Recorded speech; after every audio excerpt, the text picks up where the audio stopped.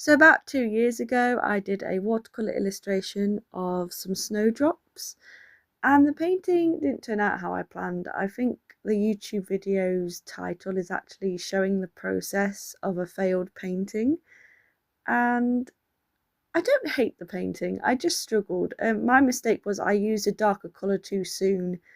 Uh, you can go watch it if you'd like to, but I also did a YouTube short of me using this is going to take me a while to say this, it's like a tongue twister. Faber-Castell polychromo colouring pencils. I use those over the top of that illustration to try and fix it. And like I said, I did a short video of me fixing that illustration. I ended up being a lot happy with it. So as you can see today, I'm going to be painting snowdrops again.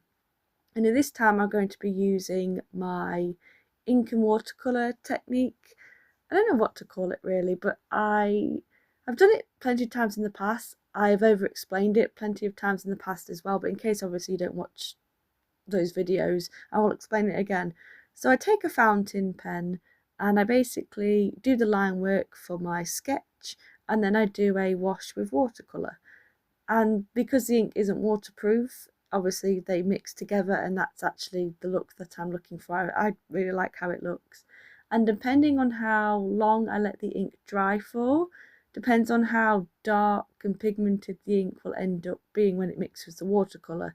So sometimes if I don't let it dry long enough, the colour that I have used will actually end up just being black ink, and if I let it dry longer I get more watercolour. And now I'm working on the snowdrop flower itself. So when it came to actually doing the flower itself, the white part of the flower, I didn't do much pigment on my actual brush because I knew the ink itself that obviously I'd drawn with would spread, so it gave it more of a shadow rather than me having to make a colour. And obviously now I'm adding the finer details with my white gel pen.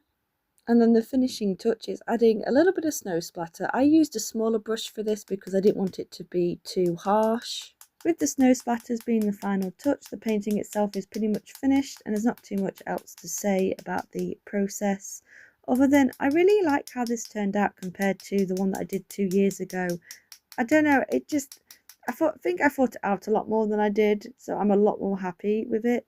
And the colours that I used are Gamboge Hue, Sap Green and Indigo for this painting.